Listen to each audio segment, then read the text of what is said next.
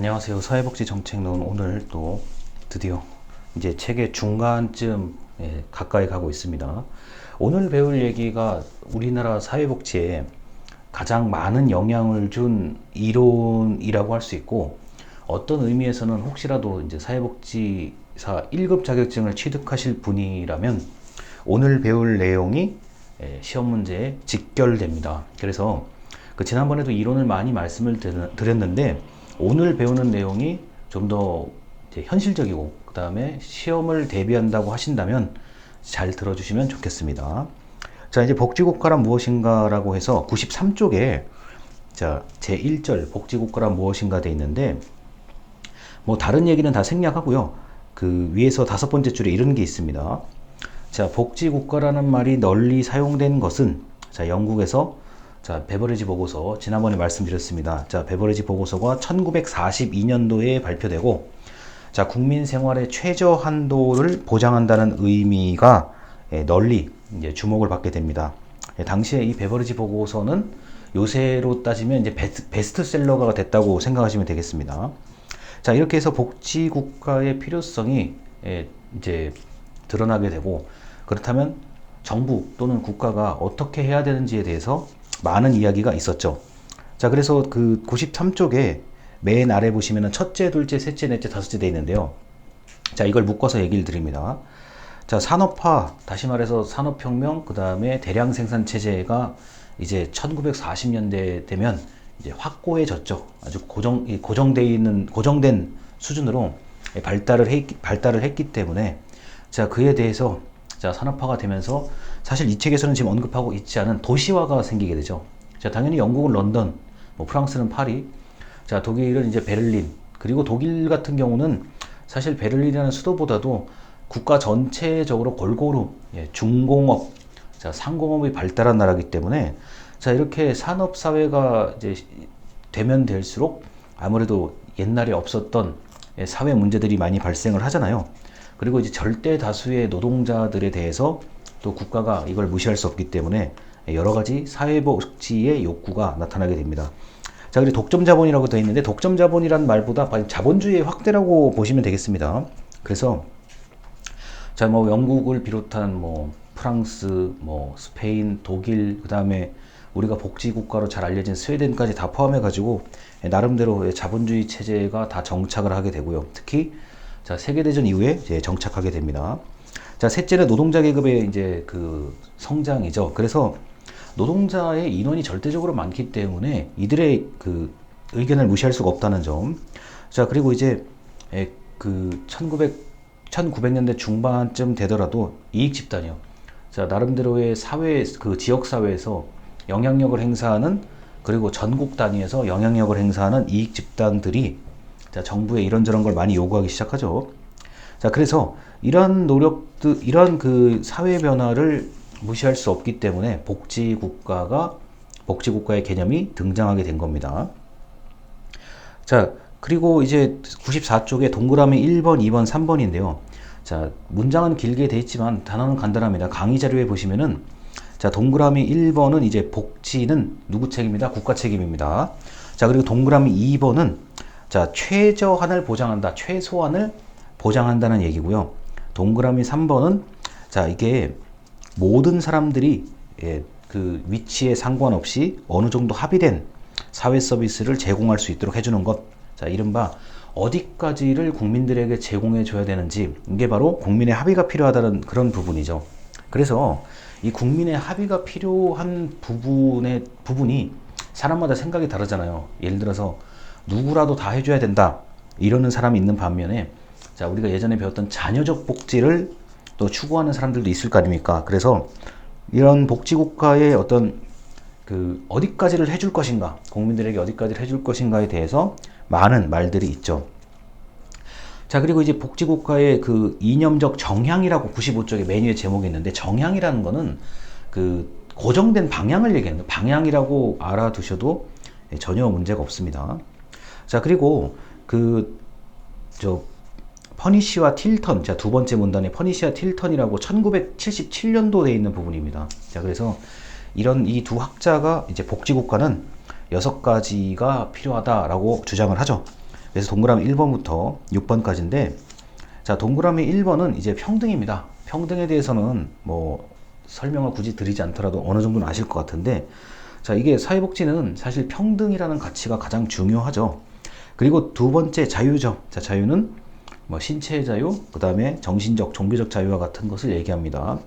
자, 세 번째가 민주주의인데, 여러분 우리가 배우는 모든 복지국가에 관련된 이론은 민주주의를 가정하고 이야기를 하는 겁니다. 그렇기 때문에 그 민주주의가 제대로 작동하지 않는 국가에서는 복지국가를 이야기하기가 어렵습니다.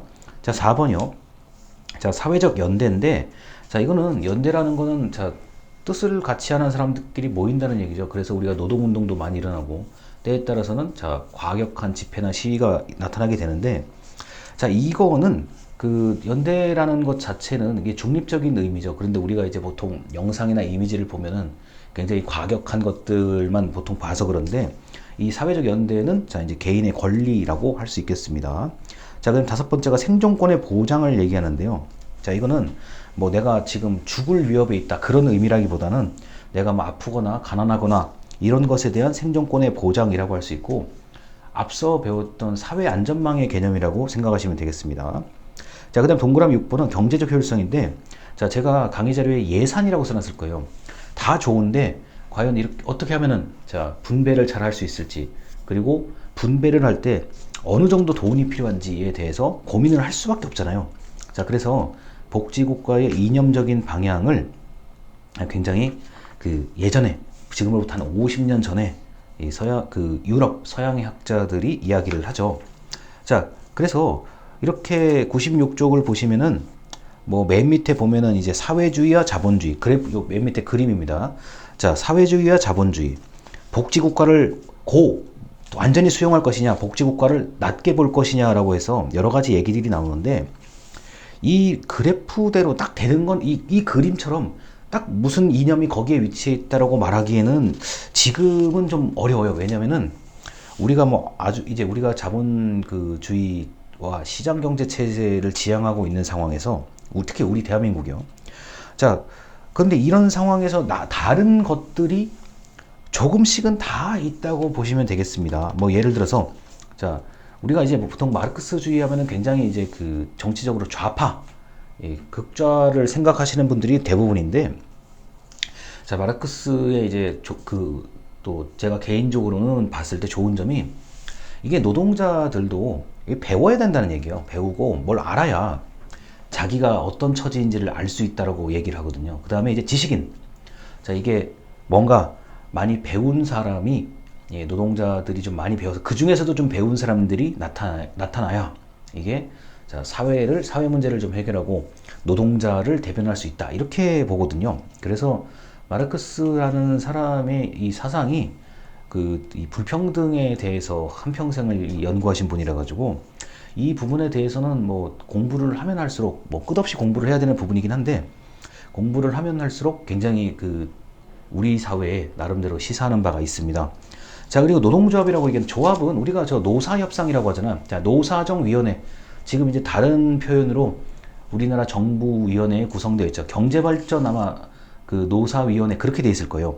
자, 이런 노사정위원회 같은 경우는 우리가 2000년대 외환위기쯤에서 자, 노동자와 자, 회사 측과 정부가 모여서 합의를 하자 그래가지고 그때 처음 들어온 제도입니다.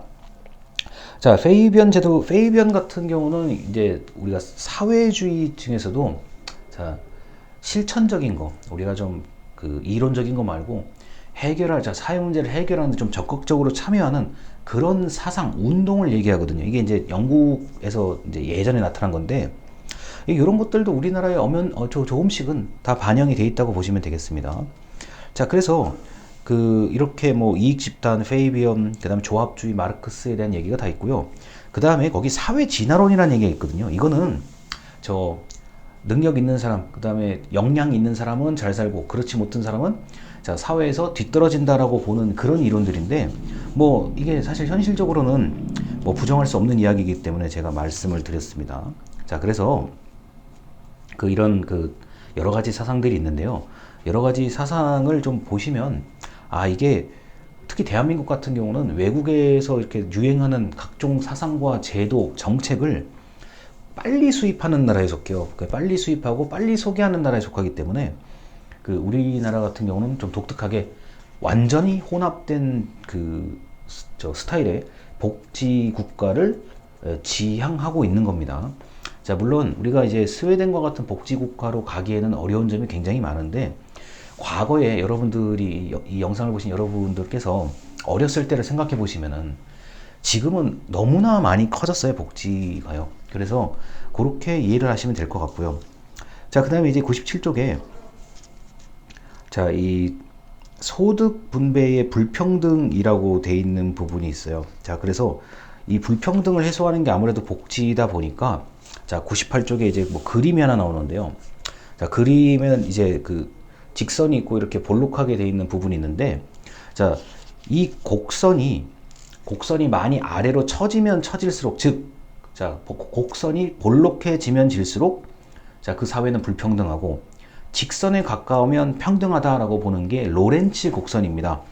그래서 98쪽의 맨 위에 줄 보시면은, 자, 로렌츠라는 사람이, 자, 이탈리아 통계학자, 아주 유명한 사람이에요. 그래서 X축은 소득 인원의 누적 백분율, Y축에는 소득 금액의 누적 백분율을 넣고 한번 연결을 해보자 라고 해서, 자, 결국에는 소득을 벌 수 있는 인원 대비, 자, 그 금액을, 자, 금액의 비율을 봤을 때, 이게 직선에 가까우면 평등, 그 다음에 곡선에 가까우면, 자, 곡선으로, 자, 곡선이 처지면 처질수록 불평등하다라는 얘기를 하고 있죠. 자, 그래서, 자, 이렇게 로렌츠 곡선과 대비되는 얘기가 바로 지니 계수죠. 자, 98쪽에 아래에서 7번째 줄입니다.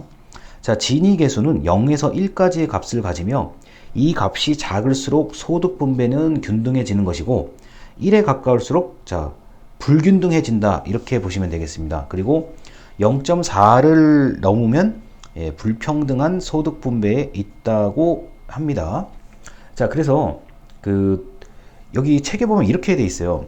98쪽의 맨 아래줄 보면은 뭐 2018년에 뭐 0.332로 높게 나타났다, 이렇게 돼 있고, 자, 지니 계수는 이제 편리한 지표, 99쪽의 맨 위에 줄입니다. 편리한 지표이기는 한데, 자, 단일 수치로 나타나기 때문에 뭐 줄 수 있는 정보가 많지는 않다라고 돼 있어요. 그런데 이 얘기는 다르게 생각을 하셔야 돼요. 사실 지니 계수만큼 국가의 불평등 정도를 측정할 수 있는 도구가 없어요, 제가 보기에는. 그리고 뭐 전 세계 뭐 정상적인 기구, 자, 국제기구, 그 다음에 뭐 시민사회단체에서 국가의 불평등 정도를 볼 때는 가장 먼저 보는 게 지니 계수예요. 그래서 지니 계수를 보면은 숫자, 뭐 방금 읽어드린 0.332라는 숫자를 보고 그 사회가 대략 어떨 것인지에 대해서 짐작할 수 있는 정보가 엄청나게 많습니다. 그래서 지니 계수는 0에 가까우면 평등, 1에 가까우면 불평등이라는 거 알아두시면 되시고요.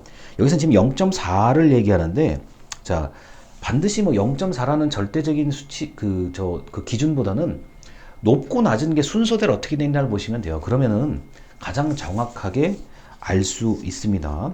자, 그래서 지니 계수에 대한 얘기를 말씀을 드렸고, 다시 한번 제가 강조하지만 지니 계수만큼 국가의 불평등 정도를 직관적으로 비교할 수 있고 어느 정도 상태를 추측할 수 있는 정보는 없습니다, 제가 볼 때는요.